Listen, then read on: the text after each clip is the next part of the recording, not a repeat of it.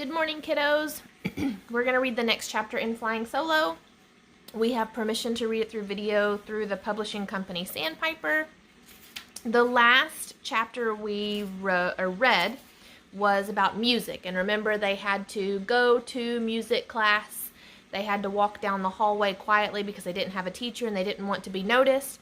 And they were practicing the song and music, and the music teacher was very surprised that it sounded as good as it did. And we talked about how that we thought that was because they didn't want any teacher to question their actions or why they were being so good today.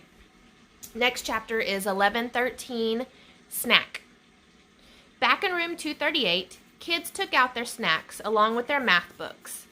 In her backpack, Rachel found carrots and, yes, a bag of vinegar and salt-flavored potato chips. She knew that chips were bad for her, full of fat, laced with chemicals and dye, almost green-colored, but she didn't care. And today, Mom had given her an extra-large bag. She opened it, took out a bunch, and offered it to Missy. "Oh, I can't," Missy sighed. "My mom's got me on another diet." Rachel glanced beyond Missy's desk to where Sean was sitting. She noticed that today there was no snack on his desk. While the kids around him chatted and ate, Sean busied himself with rummaging through his desk. Rachel looked at Missy, offered the bag of chips, and motioned with her eyes to Sean. "Oh yeah, sure," Missy said, taking the bag from Rachel. "Hey, Sean, you want some of these from Rachel?" Sorry, my fan is blowing my hair everywhere. Rachel noticed that Sean didn't have any snack and that Sean was purposefully making himself busy so that other kids wouldn't ask or possibly tease him about where his snack was. And so Rachel was very kind in this moment and gave part of her snack to Sean. "Thanks," he mumbled. He took a bunch of chips from the bag and passed it back to Rachel. A month ago, Rachel had to meet with the school psychologist during snack time. She'd bring a small bag of carrots or celery and sit outside Mr. Snickenberger's office until he called her to come in.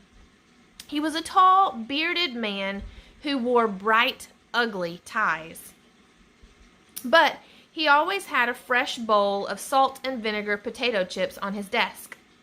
She'd munch those chips while he asked questions. "How would you describe your relationship with your mother? How long have your parents been divorced? Did you become interested in flying around the time when your father moved out?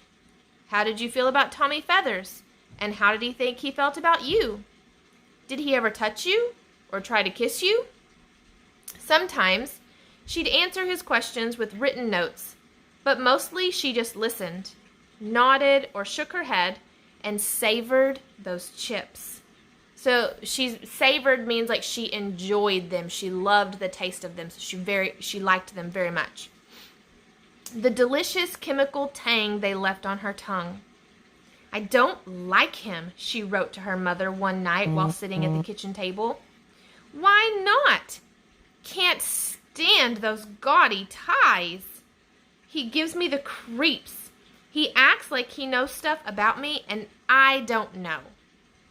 Mr. Snickenberger was pleasant with her for the first few weeks, but as time passed, he began losing patience with her silence.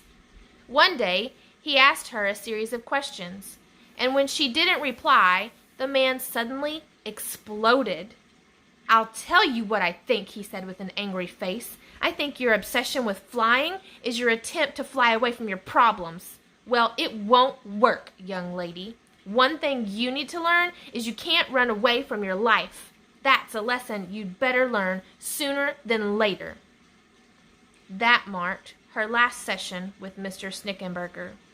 But even though she stopped seeing him, she had no intentions of giving up those salt and vinegar potato chips. Now, she took one last handful of chips and passed the bag to Missy with a gesture that said, "Finished." "Here," Missy said, handing the bag to Sean. "You can have the rest." Rachel saw the pleasure in Sean's eyes and was glad she'd left him a lot. And so this chapter shows that Rachel is very kind and caring, and that she thinks about her classmates. She notices that Sean doesn't have a snack, so she gives the snack to Sean. But it also shows that she has a little bit of an issue. I think the psychologist is right that she has this obsession with planes and flying, and that she doesn't speak to anybody. And so she does think that she can just quit talking and fly away from her problems and not have to deal with them. But that's really not true in life. You have to deal with your problems. And I'm sure that we'll learn more about her main issue in the coming chapters. Okay? That's it for today. I will see you guys on Friday for another read aloud. Bye, guys.